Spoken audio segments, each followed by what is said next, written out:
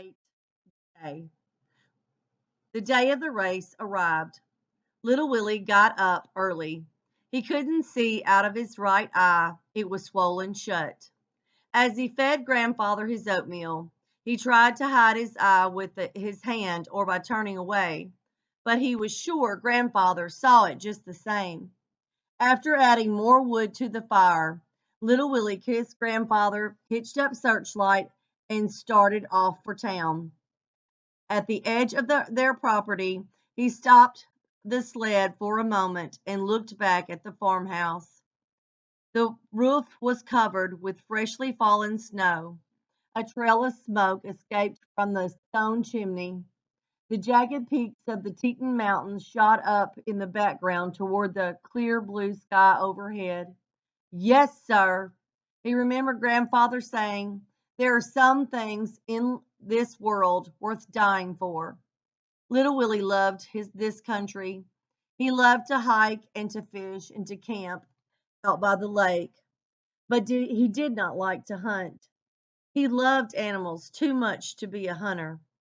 He had killed a bird once with a slingshot, but that had been when he was only 6 years old, and that had been enough. In fact, to this day, he still remembered the spot where the poor thing was buried. Lost in his thoughts, Little Willie got to town before he knew it. As he turned onto Main Street, he brought the sled to an abrupt halt. He couldn't believe what he saw. Main Street was jammed with people, lined up both sides of the street. There were people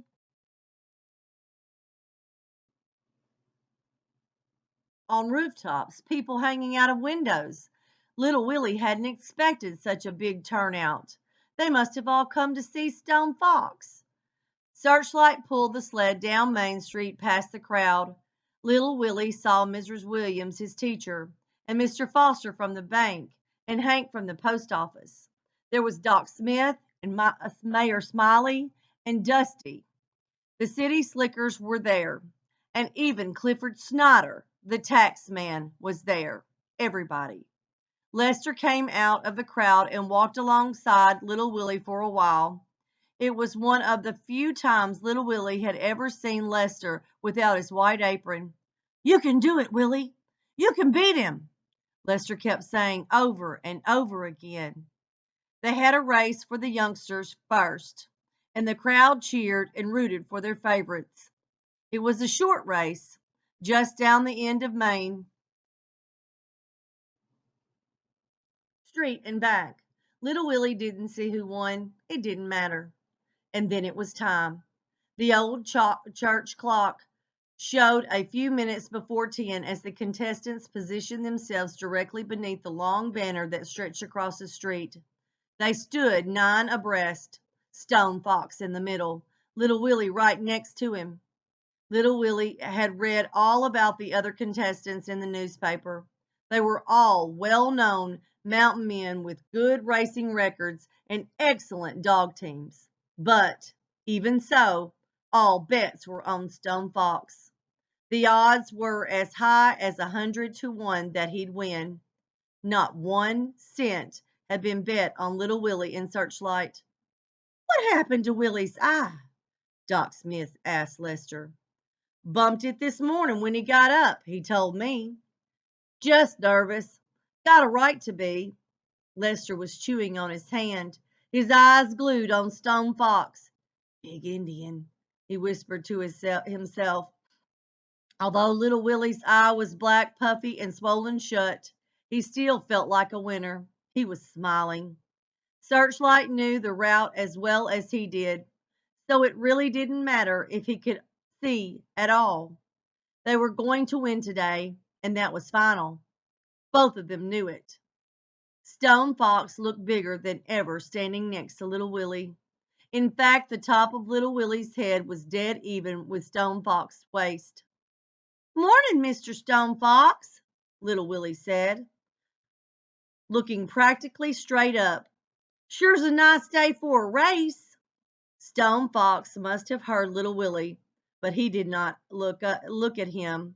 His face was frozen like ice. His eyes seemed to lack that sparkle little Willie remembered seeing before. The crowd became silent as Mayor Smiley stepped out into the street. Miss Williams clenched her hands together until her knuckles turned white. Lester's mouth hung open, his lips wet. Mr. Foster began chewing a cigar. Hank stared without blinking. Doc Smith held her head up proudly. Clifford Snyder removed a gold watch from his vest pocket and checked the time. Tension filled the air. Little Willie's throat became dry. His hands started to sweat. He could feel his heart thumping. Mayor Smiley raised a pistol to the sky and fired. The race had begun. Chapter 9, The Race. Searchlight sprang forward with such force that little Willie couldn't hang on. If it weren't for a lucky grab, he would have fallen off the sled for sure. In what seemed only seconds, little Willie and Searchlight had traveled down Main Street, turned on to North Road, and were gone. Far, far ahead of the others. They were winning, at least for the moment. Stone Fox started off dead last. He went so slowly down Main Street that everyone was sure something must be wrong. Swish! Little Willie's sled flew by the schoolhouse on the outskirts of town, and then by the old deserted barn. Swish! Swish! Swish! Other racers followed in hot pursuit. Go, Searchlight, go! Little Willie sang out. The cold wind pressed against his face, causing his good eye to shut almost completely. The snow well packed. It was going to be a fast race today, the fastest they had ever run. The road was full of dangerous twists and turns, but little Willie did not have to slow down as the others did. With only one dog and a small sled, he was able to take the sharp turns at full speed without risk of sliding off the road and losing control. Therefore, with each turn, little Willie pulled farther and farther ahead. Swish! The sled rounded a corner, sending snow flying. Little Willie was smiling. This was fun. Almost 3 miles out of town, and the road made a half circle around a frozen lake. Instead of following the turn, little Willie took a shortcut right across the lake. This was tricky going, but Searchlight had done it many times before. Little Willie had asked Mayor Smiley if it was permitted to go across the lake, not wanting to be disqualified. As long as you leave town heading north and come back on South Road, the mayor had said, anything goes. None of the other racers attempted to cross the lake, not even Stone Fox. The risk of falling through the ice was just too great. Little Willie's lead increased. Stone Fox was still running in last place, but he was picking up speed. At the end of 5 miles, little Willie was so far out in front that he couldn't see anybody behind him when he looked back. He knew, however, that the return 5 miles going back into town would not be this easy. The trail alongside South Road was practically straight and very smooth, and Stone Fox was sure to close the gap. But by how much? Little Willie didn't know. Doc Smith's house flew by on the right. The tall trees surrounding her cabin seemed like one solid wall. Grandfather's farm was coming up next. When Searchlight saw the farmhouse, she started to pick up speed. No, girl, little Willie yelled. Not yet. As they approached the farmhouse, little Willie thought he saw someone in Grandfather's bedroom window. It was difficult to see with only one good eye. The someone was a man with a full beard. Couldn't be, but it was. It was Grandfather. Grandfather was sitting up in bed. He was looking out the window. Little Willie was so excited he couldn't think straight. He started to stop the sled, but Grandfather indicated no, waving him on. Of course, little Willie said to himself, I must finish the race. I haven't won yet. Go, Searchlight. Little Willie shrieked, Go, girl. Grandfather was better. Tears of joy rolled down little Willie's smiling face. Everything was going to be all right. And then Stone Fox made his move. One by one, he began to pass the other racers. He went from last place to eighth, then from eighth place to seventh, then from seventh to sixth, sixth to fifth.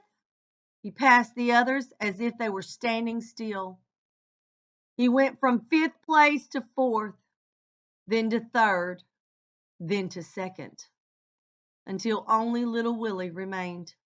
But little Willie still had a good lead. In fact, it was not until the last 2 miles of the race that Stone Fox got his first glimpse of little Willie since the race had begun. The 5 Samoyeds looked magnificent as they moved effortlessly across the snow. Stone Fox was gaining, and he was gaining fast, and little Willie wasn't aware of it. "Look back, little Willie! Look back!" But little Willie didn't look back. He was busy thinking about grandfather. He could hear him laughing and playing his harmonica.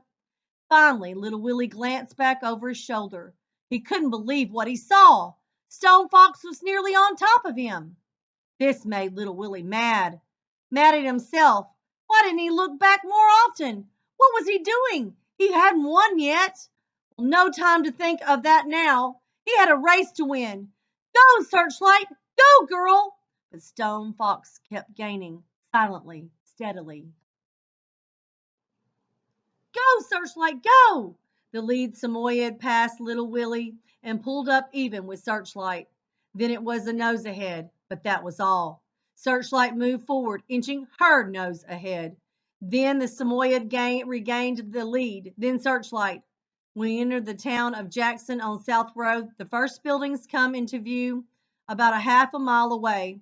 Whether Searchlight took those buildings to be grandfather's farmhouse again, no one can be sure. But it was at this time that she poured on the steam. Little Willie's sled seemed to lift up off the ground and fly. Stone Fox was left behind, but not that far behind. The crowd cheered madly when they saw little Willie come into view at the far end of Main Street, and even more madly when they saw that Stone Fox was right on his trail. Go, Searchlight, go! Searchlight forged ahead, but Stone Fox was gaining. Go, Searchlight, go! Little Willie cried out. Searchlight gave it everything she had. She was 100 feet from the finish line when her heart burst. She died instantly. There was no suffering. The sled and little Willie tumbled over her, slid alongside the snow for a while, then came to a stop about 10 feet from the finish line. It had started to snow. White snowflakes landed on Searchlight's dark fur as she lay motionless on the ground. The crowd became deathly silent. Lester's eyes looked to the ground. Miss Williams had her hands over her mouth. Mr. Foster's cigar lay on the snow. Doc Smith started to run out to little Willie, but stopped. Mayor Smiley looked shocked and helpless, and so did Hank and Dusty, and so did the city slickers, and so did Clifford Snyder, the tax man. Stone Fox brought his sled to a stop alongside little Willie. He stood tall in the icy wind and looked down at the young challenger and at the dog that lay limp in his arms. "Is she dead, Mr. Stone Fox? Is she dead?" little Willie asked, looking up at Stone Fox with his one good eye. Stone Fox knelt down and put one massive hand on Searchlight's chest. He felt no heartbeat. He looked at little Willie, and the boy understood. Little Willie squeezed Searchlight with all his might. "You did real good, girl. Real good. I'm real proud of you. You rest now. You rest." Little Willie began to brush the snow off Searchlight's back. Stone Fox stood up slowly. No one spoke. No one moved. All eyes were on the Indian, the one called Stone Fox, the one who had never lost a race, who now had another victory within his grasp. But Stone Fox did nothing. He just stood there like a mountain.